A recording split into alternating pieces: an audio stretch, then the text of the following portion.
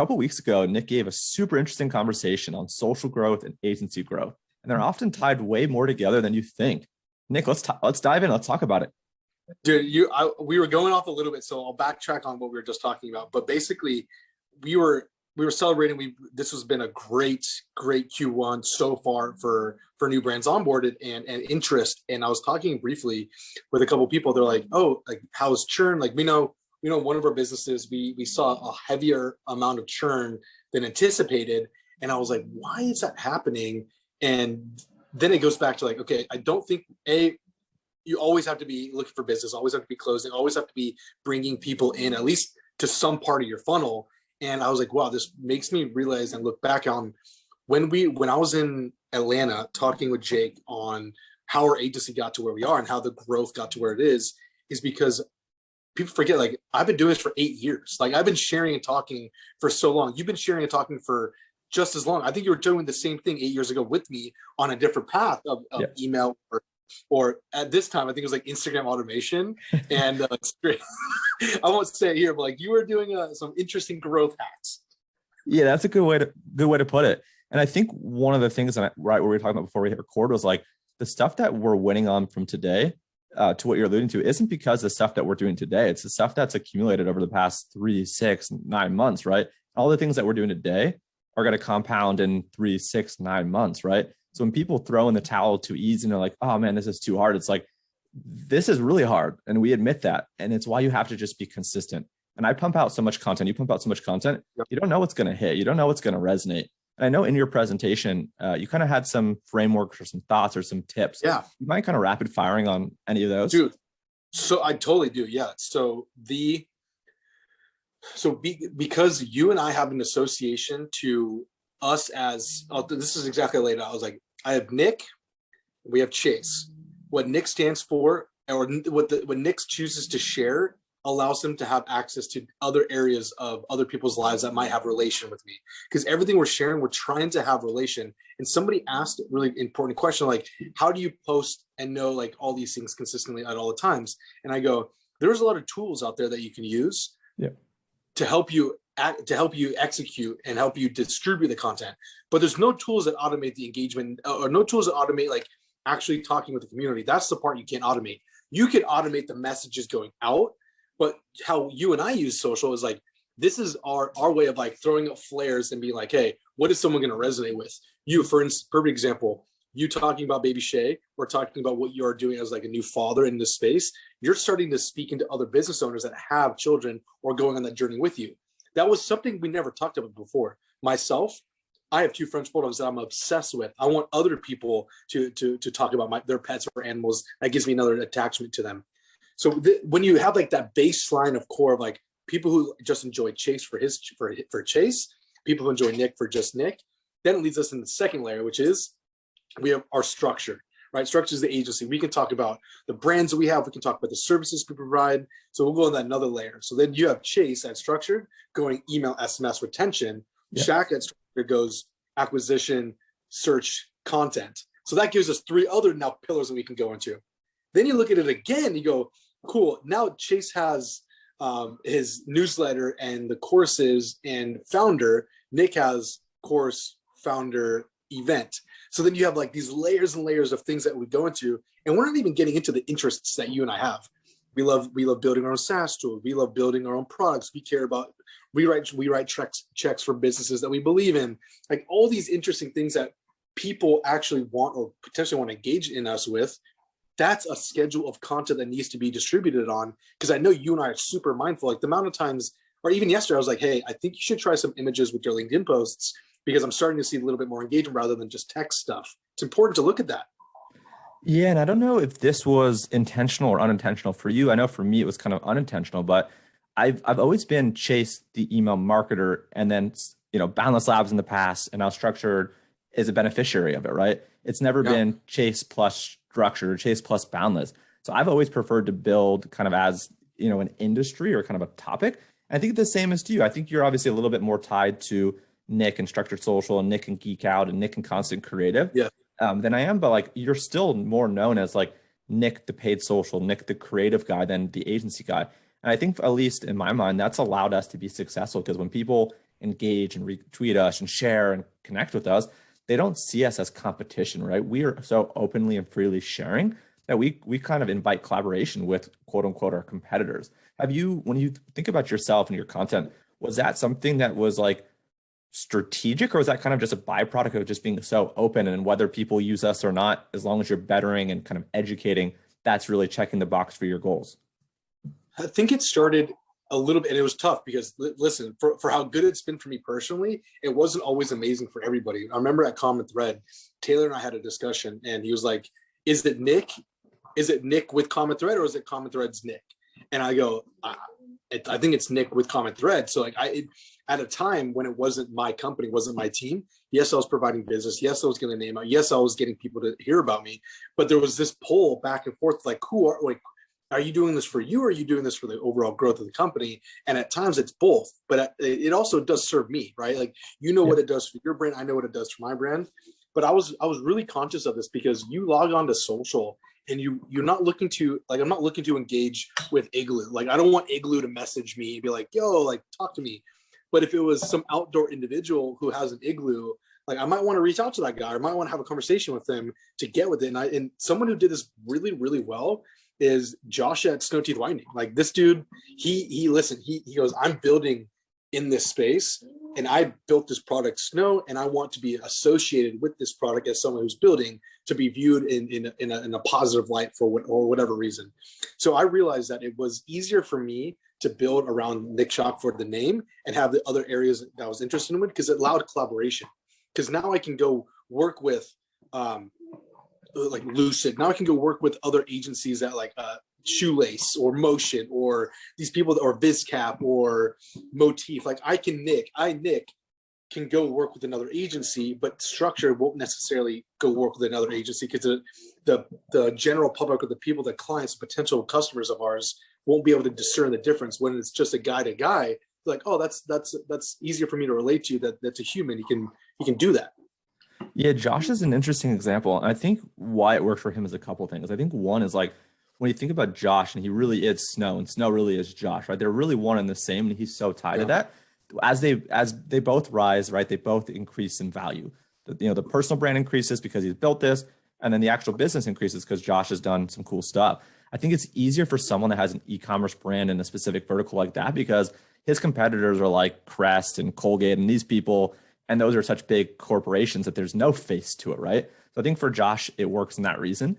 I think for us, not that it wouldn't work, but in the agency space, there's just so much more competition. There's just so many more people where, like, if we were always just sharing case studies and always just sharing our wins of the agency and only just talking about the agency, then basically people kind of have to filter it out and take it with a grain of salt. We are so open and so free about sharing wins, losses, learnings, that, like, we've probably helped a lot of other agencies grow. And that's fantastic, because you say it and I say it, there's so much to go around, right? How do you phrase it, right? There's more than enough to eat. Like, what is your line? Yeah, I'm looking at the line right now, because I knew you were going to go this direction. And I don't want to fumble it, because sometimes I say it goes, I believe there's enough for us all to eat. I believe there's enough for all of us to eat, because it's funny, the amount of people that have asked me, like, hey, do you have access to Chase's course? And I'm like, but you're an agency. And they're like, yeah, but we need to build out this program. I need to see how he thinks. Dude, that's what people don't really realize, is that we've created things in the space, and yes, we're charging for it, because I think it's important to do that. But you can speak a little bit more specifically, because you probably get this often. I've received messages on, like, hey, thank you very much for giving me insights into how your team potentially operates. I'm using some of these documents, or these SOPs, or these frameworks, or thought processes to teach my team on it, and we're just building everybody else around it. So I think it's just important to continue to do that always. Yeah, and I think it's important too, like, to know, like, what's your goal. Like, I think for us, like, we've always wanted to better others, and it's like we're kind of constrained by our own talent, our own time, and our own resources. But if we're able to give to others and they're able to build, and that feedback loop comes in, I think that's actually probably one of the most interesting things lately. Is the more that we share, the more openly that we share, and we're not always right? There's obviously times we're right. There's obviously times we're wrong. But the more willing we are to share, the more willing people are to share with us, right? So I might post an email marketing tip about, hey, I've noticed when you do this on the subject line, this is actually really interesting. I might have 100 people that then go try that, and 90 of them might say, dude, this crushed. Now I know, man, at scale, these results are repeatable. Or I might do something like, hey, go change the from name to this. And then 100 people might try it and 90 be like, dude, this was way different than you said. It's like, all right, well, maybe this is like an isolated case of success. So I think that's been like one of the coolest byproducts of us just openly sharing is that like when we say something, people want to act on it and our data then gets better and their data gets better because they're seeing what we're doing, we're seeing what they're doing. And that's really the benefits of having an agency is just the access to the data and the information. It's so powerful. You're so right on this. And I think people get scared. And I talked about this in the agency. I keep referring back to this because it's more what happens, but it's not agency specific. But building in public has been a game changer for our businesses. Yeah. I mean, dude, we're looking down the path of like doubling growth again for the third or fourth year straight.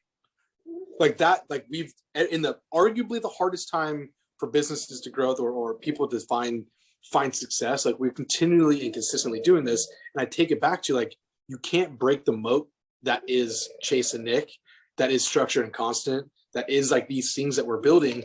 And it allows, and something that I learned and someone told me is like, we don't have a work for us link on our page. And the amount of times, and that's why you created your job board, because you're like, dude, I am sharing so much and we're doing millions and millions of impressions across all platforms. Yeah. Somebody somewhere is going to see this that goes like, I want to be a part of that. And that happens all the time. We don't have a link or a way for them to get involved in this. And it seems like more and more people want to at least from our personal experiences, they want to be a part of what we're building or part of what we've talked about. And then they'll elect into it. And it was a message I left with our Monday morning meeting today. I was like, dude, we are on a rocket ship. We have consistently grown, consistently onboarded both partners and employees and teammates. And it might not be for you. Like some people might not be you. It could happen, right? If you don't want to be a part of that, or you're like, hey, I just want it to be a little bit more chill, relax. Listen, I love that. Go ahead. We'll write a review. We'll tell recommendation of great work. And perfect example, Mason. Mason left us to do bigger and better things, and I cannot wait to bring him business or talk about it, or even hire him for content creative. 100%, man. Let's round this out with like one or two kind of like actionable tips on social. So I think you kind of mentioned, if you want to elaborate on it, you mentioned earlier on LinkedIn, you're posting kind of more long form with photos, right? And I think you kind of like when we were texting yesterday and kind of talking now, like you emphasize the photo. Do you want to elaborate on that? Do you want to move to one or two other things? Yes, I'll do. Okay, so I'll keep it on that one. I'll double down on this one. So LinkedIn, two things that are working for me right now on LinkedIn is 400 to 500 words. The first two paragraphs, which would be like a body of like 3 or 4 lines, space, body of another 3 or 4 lines. That first batch of lines, the first little paragraph, if you will, is like a very bold or strong claim. Like the most recent one I did for Geeka was like how much money we've lost over the first couple of years of us doing it. And then like, but it's okay. Like the setup or hook is a little bit longer, more wordy hook rather than just like lose weight in 5 days. It's a little bit more longer. It's a little longer, sorry. And then I always have an image. And then from the image, I always have like my call to action in the first comment, which was like kind of game changing because it makes them scroll, then it makes them click because they have to expand more generally. And then when they click, it's more engagement on it. So I'm looking at how this goes. And then I'm being very strategic in how many, obviously I hope I always get responses to this, but every couple minutes I'll go back and I'll actually like, then comment. I'll wait a little bit longer, then comment back to them. So they see that there's engagement happening on it. It seems to be working a lot better than my other ones. Two quick things there. On social platforms, right? The goal of a social platform is to keep you on the platform, right? So by you not doing a link in the first post, there's not really a way for them to necessarily see that you're linking out, right? By posting it and then doing the link in the comments, I've seen and heard that that's helpful for that reason, right? They want to keep people on your post. And if your post gets engagement and it's not taking people off site, that's great. So by doing that link in the first comment, super, super helpful. The second one, right, is like by actually engaging and by actually being a real person and by actually having conversations, those people that commented that first time, if you engage back and kind of comment, they're going to engage in future times, right? You kind of reinforce this behavior that you're open to kind of converse, you're open to share. And, whether the feedback's good or bad, you're going to respond in line and people are going to respect the response. So that's kind of just my tidbits there. Sorry, continue. No, that's fire. I forget that again, this is a very serious thing that you and I take. A lot of people don't take it as serious as this, but it should be this way. So the development that I've had on Twitter. So I've usually my workflow of sharing on Twitter. I was maintaining up until last week. I was maintaining about 3 to 4 tweets a day. I've changed this to 2 tweets a day with 2 retweets. So my total output is about 4. Yep. Of these 4 a day, I'm having 1 image or 1 video attached to this just to change up the type of content. I haven't seen any uniqueness or winning elements there just yet. As soon as I'm done on Twitter, I will then put to that repost onto Instagram stories instantly, and I'll link to my tweet. That has allowed me to kind of build everything, keep this flywheel going. I'm not a big reshare of content because I feel like each platform deserves its own. But there's something about reposting text on IG stories that's like super visually, in my opinion, visually appealing that I want to try and keep it that way. So that's what I'm trying right now. And my main medium, my main engagement platform is Instagram. So that's my big win is tweet it, let it sit, reshare an IG stories, linking back to the tweet for that audience. And it's been working tremendously for me. What do you got? Yeah, I love that. On the Twitter side, a couple of things there. I think one is like the posts on Twitter for me, like that's how I kind of get the sense of like the pulse of like, is this post a good post? Is this post not a good post? Like Twitter for me is like that testing or almost that A/B test, if you'd call it. Does this post or does content like this deserve to go on Facebook, Instagram, LinkedIn, BitClout, TikTok, YouTube, right? Does this content engage? And I think because Twitter is happening such in real time, you post a poll or you post something, you could get hundreds, if not maybe a few thousand impressions within 5, 10, 20 minutes, right? I don't have that person, that feedback loop elsewhere. I know for you, you're really strong on Facebook and you're really strong on Instagram. So maybe for you, right, you could post a poll really quick on IG story and get a lot of engagement really quickly and then figure out, does it make sense to move it to Twitter? So I use personally Twitter as like a testing ground.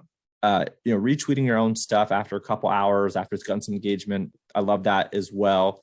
And whenever I do threads, I'll always screenshot that thread, throw it on IG story with a call to action over to Twitter. And to your point, you're kind of like cross-pollinating, right? Your Twitter people end up following you on Instagram if there's kind of a hook there. But more importantly, your Instagram folks are following you on Twitter, which has the best organic reach, right? I think, IG Reels and some of these posts and whatnot are starting to pick up a little bit for me. Like Twitter, a like, a comment, a retweet is worth so much. So that's kind of just piggyback on what you got. I'm curious if anybody that's listening that is building or wanting to build publicly or build on channels. I'm a big fan of Linktree.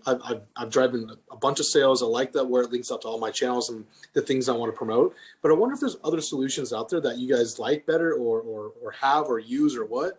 But I'm super curious on people's opinions on leveraging that link in bio across, because right now I'm just keeping everybody into one. Like you can link all my things here. I have it across the board, but very curious on what people think.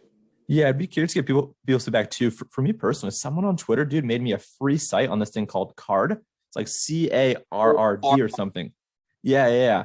And they made it for me, and like it's essentially Linktree. It just looks a little bit cleaner because you kind of own the real estate a little better. It almost more looks like a landing page than just like a link dump. So someone from Twitter literally made that for free for me. So I'm curious like what people like. I've just switched to that because I wanted to thank the person and I gave them a nice review. But this was sweet, dude. I love this style of conversation. Like we literally were having a conversation on our Monday sync. You were saying interesting things. I was like, dude, pause, let's hit record. And we ended up here. So show some love on this video, guys. Hit Nick on Twitter, hit Nick on IG. Nick, I always forget. I am Nick Shackelford on Twitter, IG, and then I am Shackelford on the other. Which one are you? I am Shackelford on Twitter. Okay. And I am Shackelford on Instagram, and I made that mistake and lost all my engagement on one of the speeches I gave. So I will fix that eventually. Cool. We'll drop the link. Nick, brother, appreciate you. I'll see you, man.